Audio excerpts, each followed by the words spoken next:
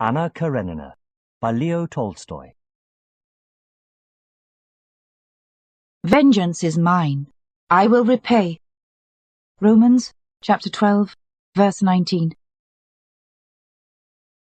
Part 1, Chapter 1. Happy families are all alike. Every unhappy family is unhappy in its own way. Everything was in confusion in the Oblonsky household. The wife had discovered that the husband was carrying on an affair with their former French governess, and she had announced to her husband that she couldn't go on living in the same house with him. This situation had now lasted 3 days, and not only the husband and wife, but also all the members of their family and household were painfully conscious of it. Every person in the house felt that there was no sense in their living together, and that people who met by chance in any inn had more in common with one another than they, the members of the Oblonsky family and household. The wife didn't leave her own room. The husband hadn't been home for 3 days. The children ran wild all over the house. The English governess quarrelled with the housekeeper and wrote to a friend asking her to look out for a new position for her. The chef had walked out the day before just at dinner time. The servant's cook and the coachman had given notice.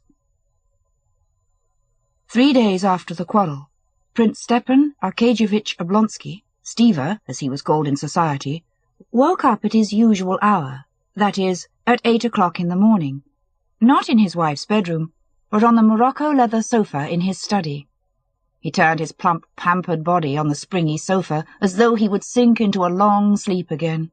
He vigorously embraced the pillow on the other side and buried his face in it. But all at once he jumped up, sat up on the sofa, and opened his eyes. Yes. How was it now? He thought, going over his dream. Now, how was it? To be sure, Alabin was giving a dinner at Darmstadt. No, not Darmstadt, but something American. Yes, but then Darmstadt was in America. Yes, Alabin was giving a dinner on glass tables, and the tables sang Il mio tesoro. Not Il mio tesoro, though, but something better. And there were some sort of little decanters on the table, and they were women too, he remembered.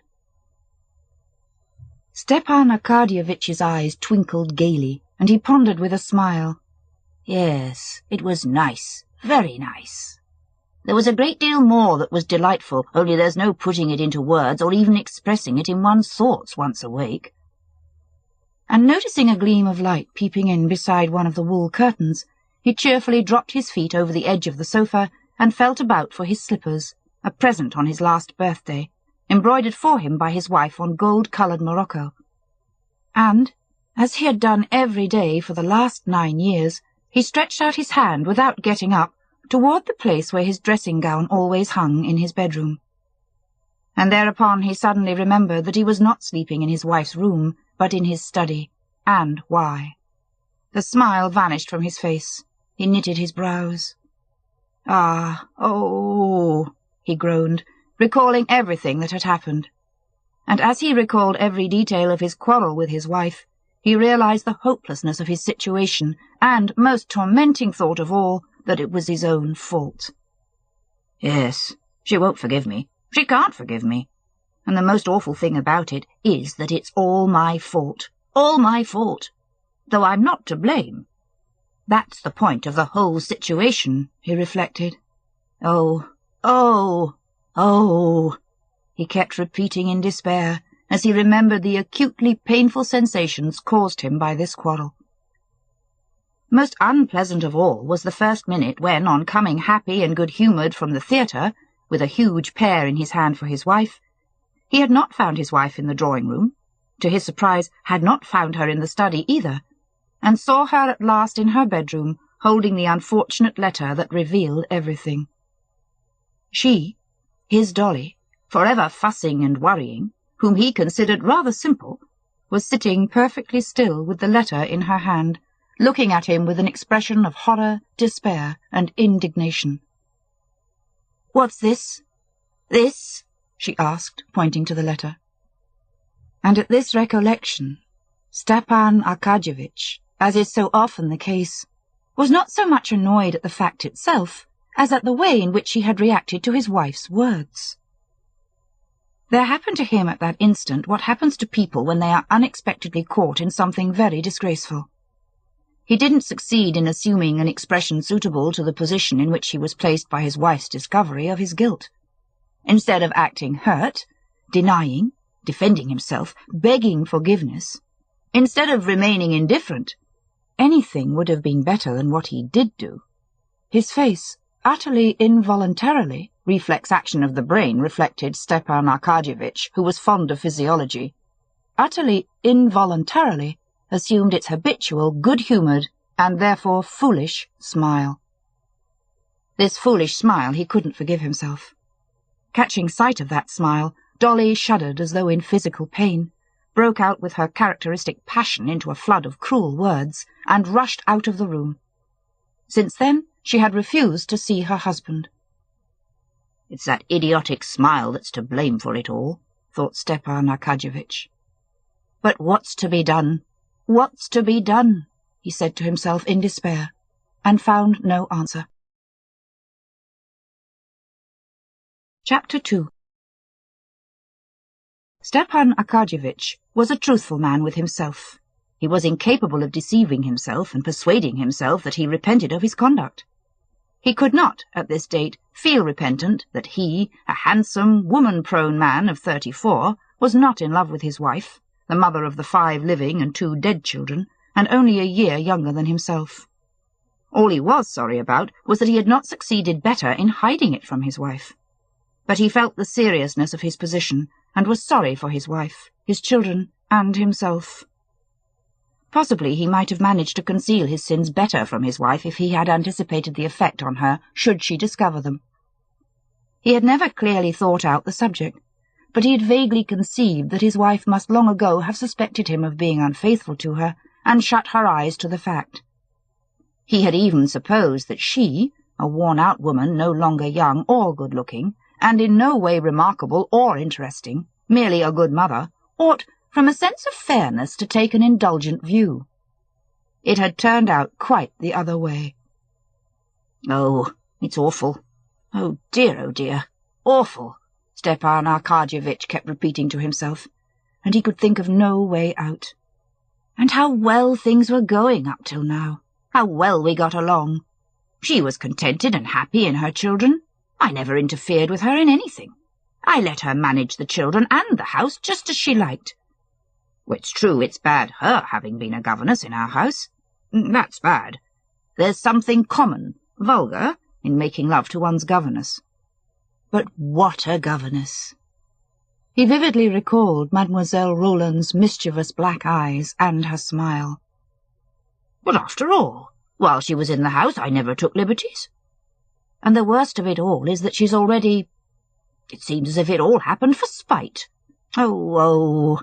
But what is to be done? There was no solution but that usual solution which life gives to all questions, even the most complex and insoluble. That answer is, one must live in the needs of the day, that is, forget oneself. To forget himself in sleep was impossible now, at least till night-time. He couldn't go back now to the music sung by the decanter women, so he must forget himself in the dream of daily life.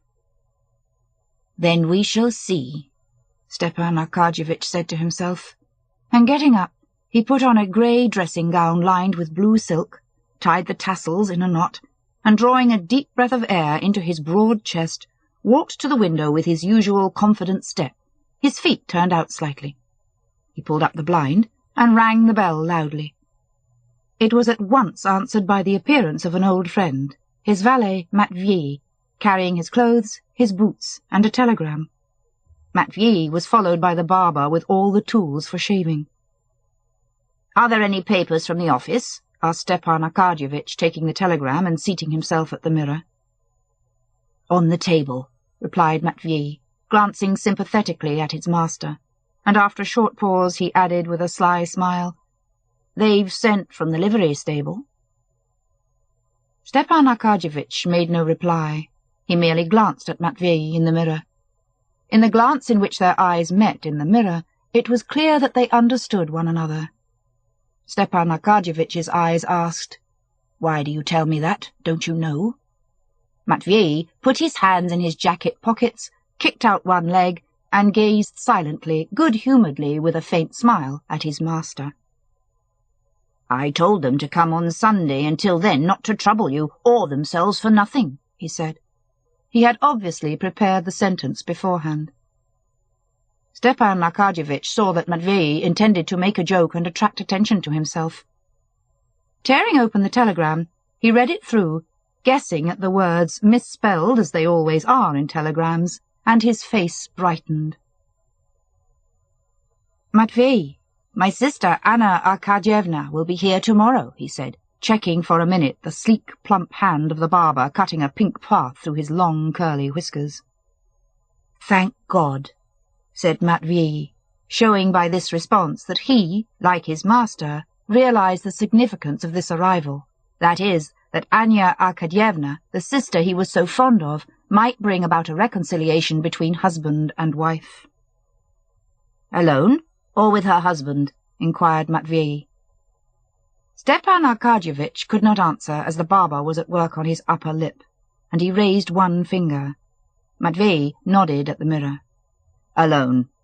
Is the room to be made ready upstairs?" "Inform Darya Alexandrovna. Let her decide."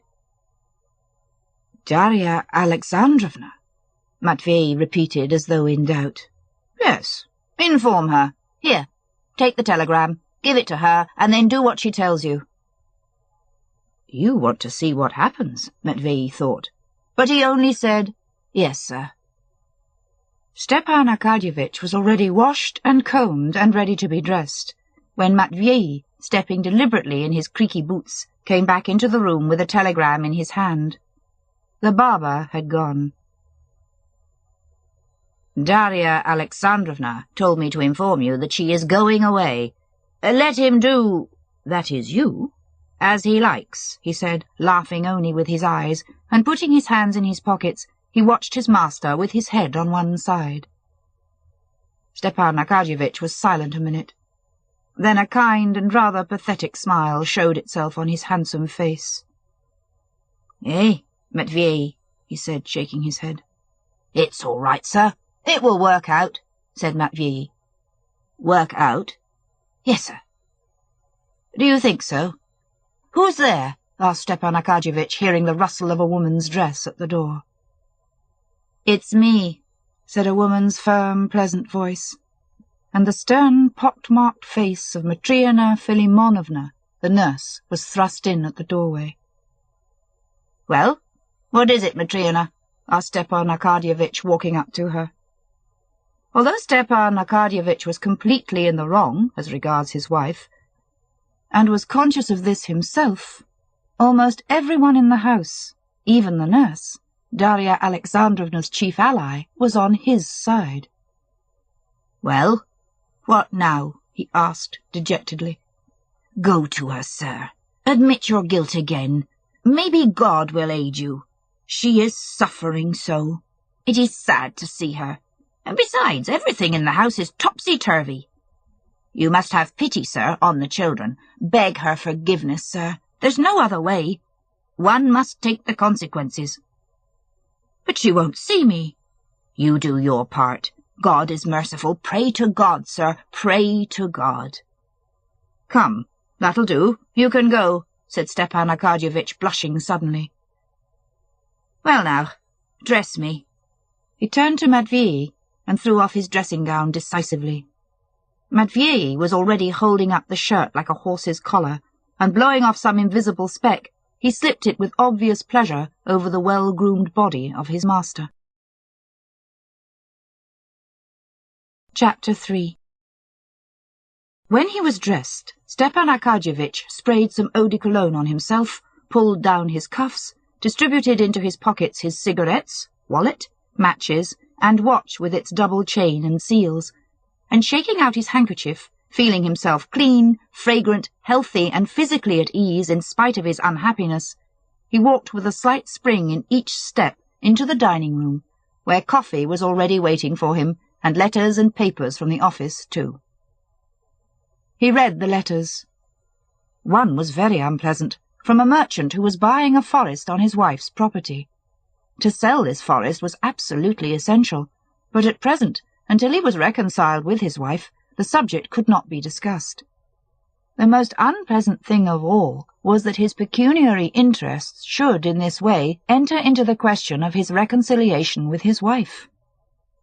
And the idea that he might be influenced by self-interest, that he might seek a reconciliation with his wife on account of the sale of the forest, that idea hurt him. When he had finished his letters, Stepan Arkadyevitch took his office papers, rapidly looked through 2 pieces of business, made a few notes with a big pencil, and pushing away the papers, turned to his coffee. As he sipped his coffee, he opened a still damp morning paper and began reading it. Stepan Arkadyevitch took and read a liberal paper, not an extreme one, but one advocating the views held by the majority. And in spite of the fact that science, art, and politics had no special interest for him, he firmly held those views on all these subjects which were held by the majority and by his paper, and changed them only when the majority changed them, or, more strictly speaking, they seemed to change of themselves within him. Stepan Arkadyevitch had not chosen his political opinions or his views. These political opinions and views had come to him of themselves, just as he did not choose the shapes of his hat and coat, but simply took those that were in style. And for him, living in a certain social environment, where a desire for some sort of mental activity was part of maturity, to hold views was just as indispensable as to have a hat. If there was a reason for his preferring liberal to conservative views, which were held also by many of his circle, it arose not from his considering liberalism more rational, but from its being in closer accordance with his manner of life. The Liberal Party said that in Russia everything is wrong, and certainly Stepan Arkadyevitch had many debts, and was decidedly short of money. The Liberal Party said that marriage is an institution quite out of date, and that it needs reconstruction, and family life certainly afforded Stepan Arkadyevitch little gratification, and forced him into lying and hypocrisy which was so repulsive to his nature. The Liberal Party said, or rather allowed it to be understood, that religion is only a curb to keep in check the barbarous classes of the people. And Stepan Arkadyevitch could not get through even a short service without his legs aching from standing up, and could never make out what was the object of all the terrible and high-flown language about another world when life might be so very amusing in this world. And with all this, Stepan Arkadyevitch, who liked to joke, was fond of perplexing a simple man by saying that if he prided himself on his origin, he ought not to stop at Rurik and disown the first founder of his family, the monkey. And so liberalism had become a habit of Stepan Arkadyevitch's, and he liked his newspaper as he did his cigar after dinner, for the slight fog it diffused in his brain. He read the leading article, in which it was maintained that it was quite senseless in our day to raise an outcry that radicalism was threatening to swallow up all conservative elements, and that the government ought to take measures to crush the revolutionary hydra. That, on the contrary, in our opinion, the danger lies not in that fantastic revolutionary hydra, but in the obstinacy of traditionalism clogging progress, etc., etc. He read another article, too, a financial one which alluded to Bentham and Mill, and dropped some innuendos reflecting on the government. With his characteristic quick-wittedness, he caught the drift of each innuendo, divined whence it came, at whom, and on what ground it was aimed, and that afforded him, as it always did, a certain satisfaction. But today, that satisfaction was embittered by Matrona Filimonovna's advice and the unsatisfactory state of the household. He read, too, that Count Beist was rumoured to have left for Wiesbaden, and that one need have no more grey hair, and of the sale of a light carriage, and of a young person seeking a situation. But these items of information didn't give him, as usual, a quiet, ironical gratification. Having finished the paper, a second cup of coffee, and a roll and butter, he got up, shaking the crumbs of the roll off his waistcoat, and squaring his broad chest, he smiled joyously. Not because he was thinking of anything particularly agreeable. The joyous smile was evoked by good digestion. But this joyous smile at once reminded him of everything, and he grew thoughtful. Two childish voices, Stepan Arkadyevitch recognized the voices of Grisha, his youngest boy, and Tanya, his eldest daughter, were heard outside the door. They were carrying something and dropped it. "I told you not to put passengers on the roof," said the little girl in English. "Now, pick them up." "Everything's in confusion," thought Stepan Arkadyevitch. "Here the children are, running wild." And going to the door, he called them. They threw down the box, which served as a train, and came to their father. The little girl, her father's favourite, ran up boldly, embraced him, and hung laughingly on his neck, enjoying, as she always did, the scent that came from his whiskers. At last the little girl kissed his face, which was flushed from his stooping posture, and, beaming with tenderness, loosened her hands, and was about to turn away again. But her father held her back. "How is Mamma?" he asked, passing his hand over his daughter's smooth, soft little neck. "Good morning," he said, smiling to the boy who had come up to greet him. He was conscious that he loved the boy less, and always tried to be fair. But the boy felt it, and didn't respond with a smile to his father's cold smile. "Mamma? She's up," answered the girl. Stepan Arkadyevitch sighed. "That means she hasn't slept again all night," he thought. "Well, is she cheerful?" The little girl knew that there was a quarrel between her father and mother, and knew that her mother couldn't be cheerful, and that her father must be aware of this, and that he was pretending when he asked about it so lightly. And she blushed for her father. He at once perceived it, and blushed too. "I don't know," she said. "She didn't say we must do our lessons, but she said we were to go for a walk with Miss Hull to Grandmamma's." "Well, go, Tanya, my darling. Oh, wait a minute," he said, detaining her and stroking her soft little hand. He took a little box of candy from the mantelpiece where he had put it yesterday, and gave her two, picking out her favourites, a chocolate and a fondant. "For Grisha?" said the little girl, pointing to the chocolate. "Yes, yes." And still stroking her little shoulder, he kissed her at the roots of her hair and the nape of her neck, and let her go. "The carriage is ready," said Matvei, "but there's some woman to see you with a petition." "Been here long?" asked Stepan Arkadyevitch. "Half an hour." "How many times have I told you to tell me at once?" "One must let you drink your coffee in peace at least," said Matvei, in the affectionately gruff tone with which it was impossible to be angry. "Well, show the person up at once," said Oblonsky, frowning with vexation.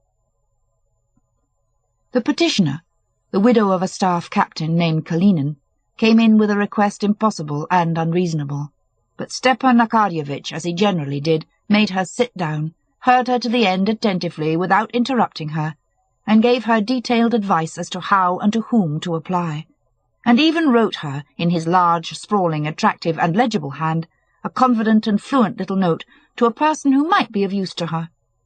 Having got rid of the staff captain's widow, Stepan Arkadyevitch took his hat and stopped to recollect whether he had forgotten anything. It appeared that he had forgotten nothing, except what he wanted to forget, his wife. "Ah, yes." He bowed his head, and his handsome face assumed a harassed expression. "To go or not to go," he said to himself, and an inner voice told him he must not go, that nothing could come of it but hypocrisy. That to amend, to set right their relations, was impossible, because it was impossible to make her attractive again and able to inspire love, or to make him an old man not susceptible to love. Only deceit and lying could come of it now, and deceit and lying were contrary to his nature.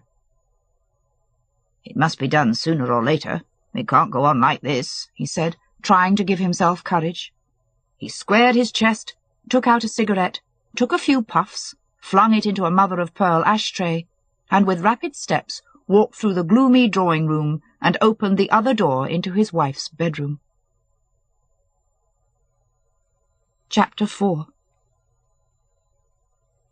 Darya Alexandrovna, in a bed-jacket, and with her now scanty, once luxuriant and beautiful hair fastened up with hairpins on the nape of her neck, with a sunken, thin face and large, startled eyes, which looked prominent because of the thinness of her face, was standing amidst litter of all sorts of things scattered all over the room, before an open bureau, from which she was taking something.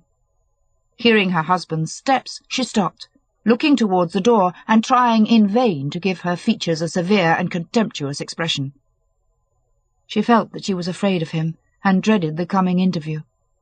She was just trying to do what she had tried to do 10 times already in these last 3 days, to sort out the children's things and her own, so as to take them to her mother's. And again she couldn't bring herself to do it, for, as each time before, she kept saying to herself that things couldn't go on like this, that she must take some step to punish him, put him to shame, pay him back at least for some little part of the suffering he had caused her. She still continued to tell herself that she should leave him, but she was conscious that this was impossible. It was impossible because she couldn't get out of the habit of regarding him as her husband and loving him. Besides this, she realized that if even here in her own house she could hardly manage to look after her 5 children properly, they would be still worse off where she was going with them all. As it was, even in the course of these 3 days, the youngest was sick from being given spoiled soup, and the others had almost gone without their dinner the day before. She was conscious that it was impossible to go away, but deceiving herself, she went on all the same, sorting her things and pretending she was going. Seeing her husband, she reached her hands into the bureau drawer as though looking for something, and looked around at him only when he had come close to her. But her face, to which she tried to give a severe and determined expression, betrayed bewilderment and suffering. "Dolly," he said in a subdued and timid voice. He drew his head into his shoulders and tried to look pitiful and humble, but he was radiant with freshness and health. In a rapid glance she scanned his figure that glowed with health and freshness. "Yes, he is happy and content," she thought, "while I— and that disgusting good nature which everyone likes him for and praises. I hate that good nature of his." Her mouth stiffened. The muscles of the cheek contracted on the right side of her pale, nervous face. "What do you want?" she said in a rapid, deep, unnatural voice. "Dolly," he repeated with a quiver in his voice. "Anna is coming today." "Well, what is that to me? I can't see her," she cried. "But you must, really, Dolly." "Go away, go away, go away," she shrieked, not looking at him as though this shriek were called up by physical pain. Stepan Arkadyevitch could be calm when he thought of his wife. He could hope that things would work out, as Matvei expressed it, and he could quietly go on reading his paper and drinking his coffee. But when he saw her tortured, suffering face, heard the tone of her voice, submissive to fate and full of despair, there was a catch in his breath and a lump in his throat, and his eyes began to glisten with tears. "My God, what have I done? Dolly, for God's sake, you know—" He couldn't go on. There was a sob in his throat. She shut the bureau with a slam and glanced at him. "Dolly, what can I say? One thing— forgive. Remember, cannot 9 years of my life atone for an instant—" She lowered her eyes and listened, expecting what he would say, as though beseeching him in some way or other to make her believe differently. "Instant of passion," he said, and would have gone on, but at that word, as at a pang of physical pain, her lips stiffened again, and again the muscles of her right cheek worked. "Go away! Get out of this room!" she shrieked still more shrilly, "and don't talk to me of your passion and your loathsomeness." She tried to go out, but tottered and clung to the back of a chair to support herself. His face relaxed, his lips swelled, his eyes were swimming with tears. "Dolly," he said, sobbing now, "for mercy's sake think of the children. They're not to blame. I am to blame, and punish me. Make me expiate my guilt. Anything I can do, I'm ready to do anything. I'm to blame. No words can express how much I am to blame, but Dolly, forgive me." She sat down. He listened to her hard, heavy breathing, and he was unutterably sorry for her. She tried several times to begin to speak, but couldn't. He waited. "You remember the children, Stiva, to play with them. But I remember them, and know that this means their ruin," she said. Obviously one of the phrases she had more than once repeated to herself in the course of the last few days. She had called him Stiva, and he glanced at her with gratitude and moved to take her hand, but she drew back from him with disgust. "I think of the children, and for that reason I would do anything in the world to save them. But I don't myself know how to save them, by taking them away from their father, or by leaving them with a depraved father. Yes, a vicious father. Tell me, after what has happened, can we live together? Is that possible? Tell me, is it possible?" she repeated, raising her voice. "After my husband, the father of my children, has had an affair with his own children's governess?" "But what could I do? What could I do?" he kept saying in a pitiful voice, not knowing what he was saying as his head sank lower and lower. "You are loathsome to me, repulsive," she shrieked, getting more and more excited. "Your tears mean nothing. You have never loved me. You have neither heart nor honourable feeling. You are hateful to me, disgusting, a stranger. Yes, a complete stranger." With pain and hatred she uttered the words so terrible to her. "Stranger." He looked at her, and the fury expressed in her face alarmed and amazed him. He didn't understand that his pity for her exasperated her. She saw in him sympathy for her, but not love. "No, she hates me. She will not forgive me," he thought. "It's terrible, terrible," he said. At that moment, in the next room, a child began to cry. Probably it had fallen down. Darya Alexandrovna listened, and her face suddenly softened. She seemed to pull herself together for a few seconds, as though she didn't know where she was and what she was doing, and getting up rapidly, she moved toward the door. "Well, she loves my child," he thought, noticing the change of her face at the child's cry. "My child? How can she hate me?" "Dolly, one word more," he said, following her. "If you come near me, I will call in the servants, the children. They may all know you are a scoundrel. I'm going away at once, and you may live here with your mistress." And she went out, slamming the door.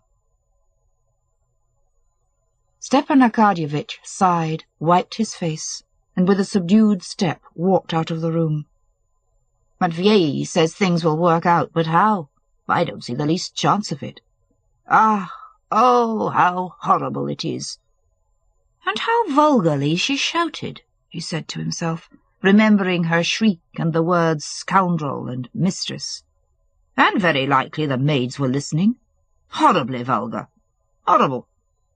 And squaring his chest again, he went downstairs. It was Friday, and in the dining-room the German clockmaker was winding the clock. Stepan Arkadyevitch remembered his joke about this punctual, bald clockmaker, that the German was wound up for a whole lifetime himself to wind up clocks, and he smiled. "Maybe things will work out. That's a good expression. Work out," he thought. "I must repeat that." "Matvei," he shouted, "arrange everything with Maria in the sitting-room for Anna Arkadyevna," he said to Matvei when he came in. "Yes, sir." Stepan Arkadyevitch put on his fur coat and went out onto the steps. "You won't dine at home?" said Matvei, seeing him off. "That depends, but here's for the housekeeping," he said, taking 10 roubles from his wallet. "That'll be enough." "Enough or not enough, we must make it do," said Matvei, slamming the carriage door and stepping back onto the steps. Meanwhile, Darya Alexandrovna, having pacified the child, and knowing from the sound of the carriage that he had gone off, went back to her bedroom again. It was her only refuge from the household cares that crowded upon her as soon as she left it. Even now, in the short time she had been in the nursery, the English governess, and Matryoshka Filimonovna had succeeded in putting several questions to her which didn't brook delay, and which only she could answer. What were the children to put on for their walk? Should they have any milk? Shouldn't a new cook be sent for? "Oh, let me alone," she said. And going back to her bedroom, she sat down in the same place she had sat in when talking to her husband, clasping tightly her thin hands with the rings that slipped down on her bony fingers, and began going over in her memory the entire conversation. "He is gone. But has he broken it off with her?" she thought. "Can it be he sees her? Why didn't I ask him? No, reconciliation is impossible. Even if we remain in the same house, we are strangers forever." She repeated again with special significance the words so dreadful to her. "And how I loved him! My God, how I loved him! How I loved him! And now, don't I love him? Don't I love him more than before? The most horrible thing," she began, but didn't finish her thought, because Matryoshka Filimonovna put her head in at the door. "Let us send for my brother," she said. "He can get a dinner prepared anyway, or we shall have the children getting nothing to eat till 6 again, like yesterday." "Very well. I will come right away and see about it. But did you send for some fresh milk?" And Darya Alexandrovna plunged into the duties of the day and drowned her grief in them for a time. Chapter 5. Stepan Arkadyevitch had learned easily at school thanks to his excellent natural abilities, but he had been lazy and mischievous, and therefore was one of the lowest in his class. But in spite of his habitually dissipated mode of life, his inferior grade in the civil service, and his comparative youth, he occupied the honourable and lucrative position of head of one of the government boards at Moscow.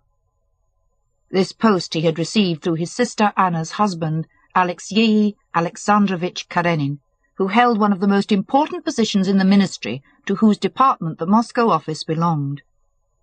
But even if Karenin had not got his brother-in-law this position, then through 100 other people, brothers, sisters, cousins, uncles and aunts, Stiva Oblonsky would have obtained it, or some similar one, with the salary of 6,000 roubles, which he found necessary, as his affairs, in spite of his wife's considerable property, were in sad shape.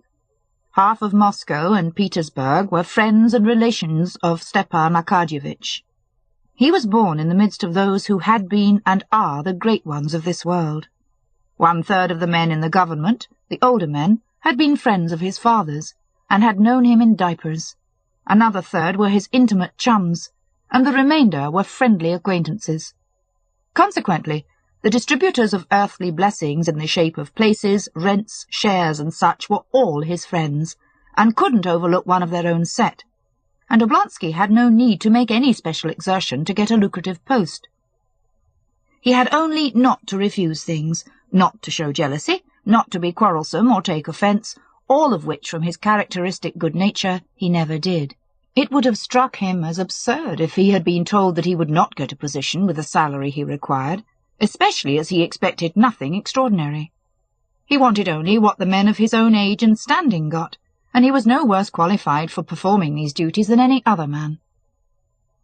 Stepan Arkadyevitch was liked by all who knew him, not merely for his humour, but also for his bright disposition and his unquestionable honesty. In him, in his handsome, radiant figure, his sparkling eyes, black hair and eyebrows, and the white and red of his face, there was something that produced a physical effect of kindliness and cheerfulness on the people who met him. "Aha! Stiva! Oblonsky! Here he is!" was almost always said with a smile of delight on meeting him. Even though it happened at times that after a conversation with him it seemed that nothing particularly delightful had happened, the next day and the next everyone was just as delighted at meeting him again. After filling for 3 years the post of president of one of the government boards at Moscow, Stepan Arkadyevitch had won the respect as well as the affection of his fellow officials, subordinates and superiors, and all who had done business with him. The principal qualities in Stepan Arkadyevitch which had gained him this universal respect in the service consisted, first, of his extreme indulgence for others, founded on a consciousness of his own shortcomings; second, of his perfect liberalism, not the liberalism he read of in the papers, but the liberalism that was in his blood, in virtue of which he treated all men perfectly equally and exactly the same, whatever their fortune or calling might be; and third, the most important point, his complete indifference to the business in which he was engaged, in consequence of which he was never carried away and never made mistakes. On reaching the offices of the board, Stepan Arkadyevitch, escorted by a deferential porter with his portfolio, went into his little private room and put on his uniform, and went into the boardroom. The clerks and copyists all rose, greeting him with cheerful deference. Stepan Arkadyevitch moved quickly, as always, to his place, shook hands with his colleagues, and sat down. He made a joke or two, and talked just as much as was consistent with due decorum, and began work. No one knew better than Stepan Arkadyevitch how to hit on the exact line between freedom, simplicity, and official stiffness necessary for the agreeable conduct of business. A secretary, with good-humoured deference common to everyone in Stepan Arkadyevitch's office, came up with papers, and began to speak in the familiar and liberal tone which had been introduced by Stepan Arkadyevitch. "We have succeeded in getting the information from the government department of Penza. Here, would you care—" "You've got them at last," said Stepan Arkadyevitch, laying his finger on the paper. "Now, gentlemen." And the meeting of the board began. If they knew, he thought, bending his head with a significant air as he listened to the report, what a guilty little boy their president was half an hour ago. And his eyes twinkled during the reading of the report. Till 2 o'clock the meeting went on without a break. At 2 o'clock there would be an interval and lunch. It was not yet 2 when the large glass doors of the boardroom suddenly opened and someone came in. All the officials, sitting on the further side under the portrait of the Tsar and the mirror of justice, delighted at any distraction, looked round at the door, but the doorkeeper, standing at the door, at once drove out the intruder and closed the glass door after him. When the case had been read through, Stepan Arkadyevitch got up and stretched, and by way of tribute to the liberalism of the times, he took out a cigarette in the boardroom and went into his office. 2 of the members of the board, the old veteran in the service, Nikitin, and a court chamberlain, Grinievich, went in with him. "We will have time to finish after lunch," said Stepan Arkadyevitch. "Certainly we will," said Nikitin. "A pretty sharp fellow this Fomin must be," said Grinievich of one of the persons taking part in the case they were examining. Stepan Arkadyevitch frowned at Grinevich's word, indicating thereby that it was improper to pass judgment prematurely, and made no reply. "Who was it that came in?" he asked the doorkeeper. "Someone, Your Excellency, crept in without permission as soon as my back was turned. He was asking for you. I told him when the members come out, then—" "Where is he?" "Maybe he's gone into the passage. But here he comes anyway. That's him," said the doorkeeper, pointing to a strongly built, broad-shouldered man with a curly beard, who, without taking off his sheepskin cap, was running lightly and rapidly up the worn steps of the stone staircase. One of the members going down, a lean official with a portfolio, stood out of his way and looked disapprovingly at the feet of the stranger, then glanced inquiringly at Oblonsky. Stepan Arkadyevitch was standing at the top of the stairs. His good-naturedly beaming face above the embroidered collar of his uniform beamed more than ever when he recognized the man coming up. "Why, it's actually you, Levin, at last," he said with a friendly, mocking smile, scanning Levin as he approached. "How is it you've deigned to look me up in this den of thieves?" said Stepan Arkadyevitch, and not content with shaking hands, he kissed his friend. "Have you been here long?"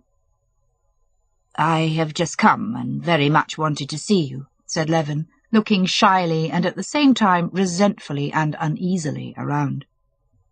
"Well, let's go into my office," said Stepan Arkadyevitch, who knew his friend's sensitive and irritable shyness, and taking his arm, he drew him along as though guiding him through dangers. Stepan Arkadyevitch was on familiar terms with almost all his acquaintances, and called almost all of them by their Christian names. Old men of 60, boys of 20, actors, ministers, merchants, and adjutant generals. So that many of his intimate chums were to be found at the extreme ends of the social ladder, and would have been very much surprised to learn that they had, through the medium of Oblonsky, something in common.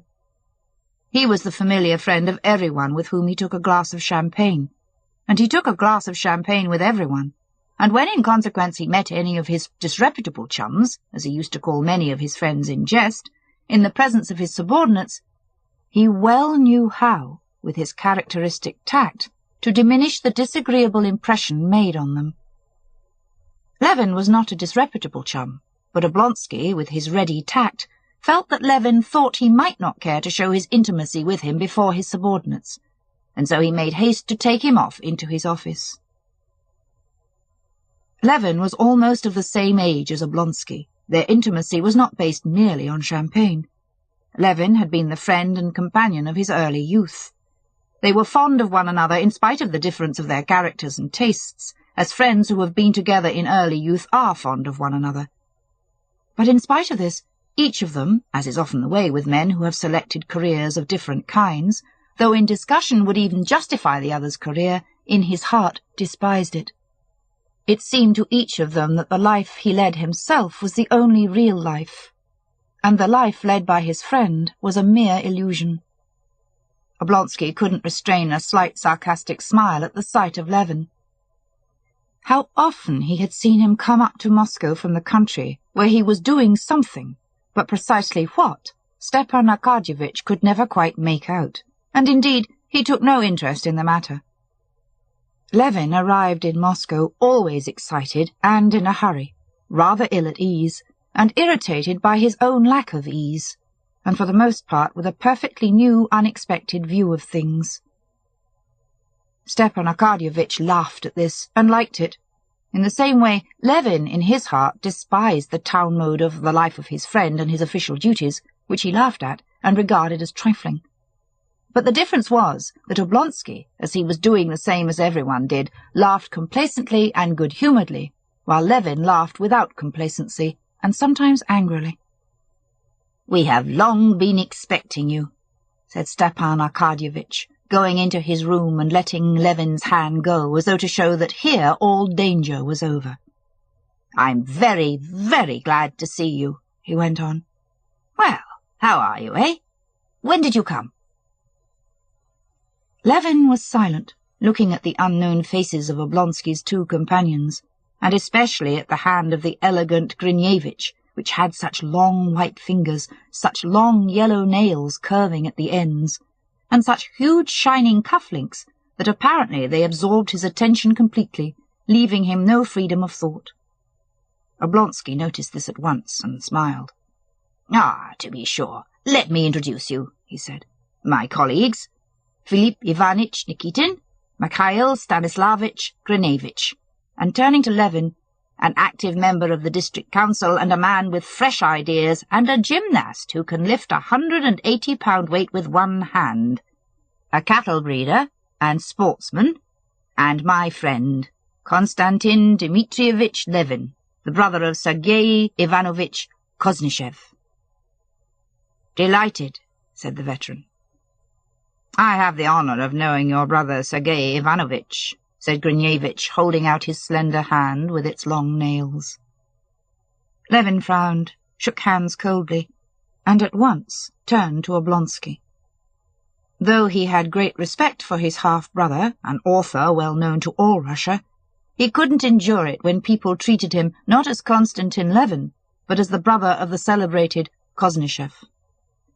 "No, I'm no longer a district councillor. I've quarrelled with them all and don't go to the meetings any more," he said, turning to Oblonsky. "Didn't take you long," said Oblonsky with a smile. "But how? Why?" "It's a long story. I'll tell you sometime," said Levin. But he began telling him at once. "Well, to make it short, I was convinced that nothing was really done by the district councils, or ever could be," he began, as though someone had just insulted him. "On one side it's a plaything, They play at being a parliament, and I'm neither young enough nor old enough to find amusement in playthings. And on the other hand, he stammered, it's a means for the coterie of the district to make money. Formerly they had wardships, courts of justice. Now they have the district council, not in the form of bribes, but in the form of unearned salary, he said, as hotly as though some of those present had opposed his opinion. Aha! You're in a new phase again, I see. A conservative, said Stepan Arkadyevitch. However, we can go into that later. Yes, later. But I wanted to see you, said Levin, looking with hatred at Grinevitch's hand. Stepan Arkadyevitch gave a scarcely perceptible smile. Didn't you used to say you would never wear European clothes again? He said, scanning his new suit, obviously cut by a French tailor. Ah, I see. A new phase. Levin suddenly blushed, not as grown men blush, slightly, without being themselves aware of it, but as boys blush, feeling that they are ridiculous in their shyness, and consequently ashamed of it, and blushing still more, almost to the point of tears. And it was so strange to see this sensible, manly face in such a childish plight, that Oblonsky stopped looking at him. "Oh, where shall we meet? You know I want very much to talk to you," said Levin. Oblonsky seemed to ponder. "I tell you what, let's go to Durin's for lunch, and there we can talk. I'm free till 3. "No," answered Levin after an instant's thought. "I've got to go on somewhere else." "All right, then let's dine together." "Dine together? But I've nothing very particular, only a few words to say, and a question I want to ask you, and we can have a talk afterwards." "Well, say the few words then at once, and we'll gossip after dinner." "Well, it's this," said Levin. "But it's of no importance, though." His face all at once took on an expression of anger from the effort he was making to surmount his shyness. "What are the Shchebatskys doing?" "Everything as it used to be," he said. Stepan Arkadyevitch, who had long known that Levin was in love with his sister-in-law, Kitty, gave a hardly perceptible smile, and his eyes sparkled merrily. "You said a few words, but I can't answer in a few words, because— Excuse me a minute." A secretary came in, with respectful familiarity, and the modest consciousness, characteristic of every secretary, of superiority to his chief in the knowledge of their business. He went up to Oblonsky with some papers, and began, under pretence of asking a question, to explain some objection. Stepan Arkadyevitch, without hearing him out, laid his hand genially on the secretary's sleeve. "No, you do as I told you," he said, softening his words with a smile, and with a brief explanation of his view of the matter, he turned away from the papers and said, "So do it in that way, if you please, Zakhar Nikitich." The secretary retired in confusion. During the consultation with the secretary, Levin had completely recovered from his embarrassment. He was standing with his elbows on the back of a chair, and on his face was a look of sarcastic attention. "I don't understand it. I don't understand it," he said. "What don't you understand?" said Oblonsky, smiling as brightly as ever and picking up a cigarette. He expected some strange outburst from Levin. "I don't understand what you're doing," said Levin, shrugging his shoulders. "How can you do it seriously?" "Why not?" "Why? Because there's nothing in it." "You think so, but we're overwhelmed with work." "Paperwork. But there, you've a gift for it," added Levin. "That is to say, you think there's something lacking in me." "Perhaps so," said Levin. "But all the same, I admire your grandeur, and I'm proud that I've a friend who's such a great person." "You've not answered my question, though," he went on with a desperate effort, looking Oblonsky straight in the face. "Oh, that's all very well. You wait a while and you'll come to it yourself. It's very nice for you to have over 8,000 acres in the Karazinsky county, and such muscles, and the freshness of a girl of 12. Still, you'll be one of us one day." Yes, as to your question, there's no change. But it's a pity you've been away so long. Oh, why so? Levin queried, panic-stricken. Oh, nothing, responded Oblonsky. We'll talk it over. But what's brought you to town? Oh, we'll talk about that too later on, said Levin, reddening again up to his ears. All right, I see, said Stepan Arkadyevitch. I should ask you to come and see us, you know, but my wife's not quite well. But I tell you what, if you want to see them, they're sure to be at the Zoological Gardens from 4 to 5. Kitty skates. You drive along there and I'll come and fetch you, and we'll go and dine somewhere together. Wonderful. So goodbye till then.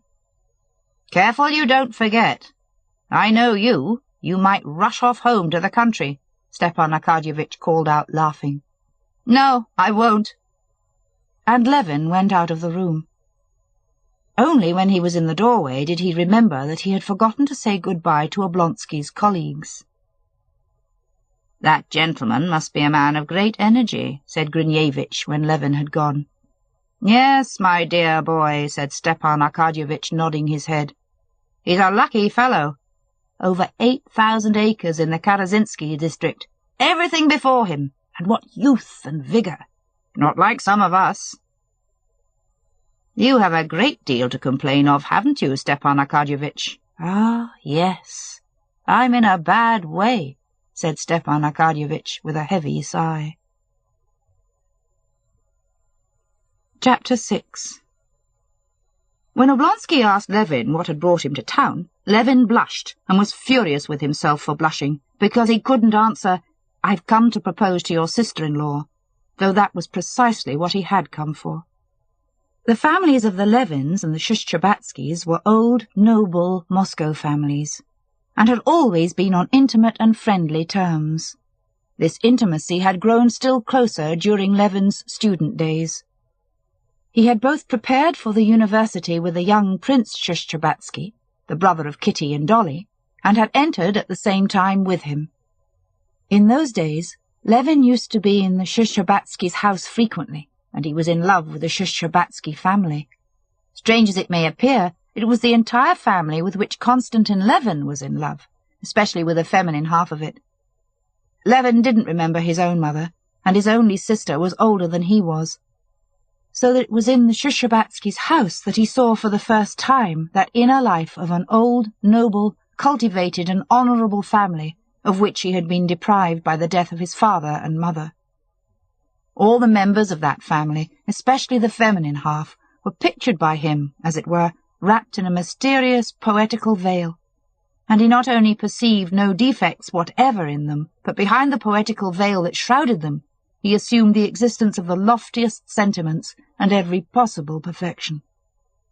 Why it was the 3 young ladies had to speak French and English on alternate days, why it was that at certain hours they took turns playing the piano, the sounds of which were audible in their brother's room above, where the students used to work, why they were visited by those professors of French literature, of music, of drawing, of dancing, why at certain hours all 3 young ladies and Mademoiselle Linon drove in the coach to Tverskoy Boulevard dressed in their satin cloaks, Dolly in a long one, Natalia in a shorter one, and Kitty in one so short that her shapely little legs in tight red stockings were exposed.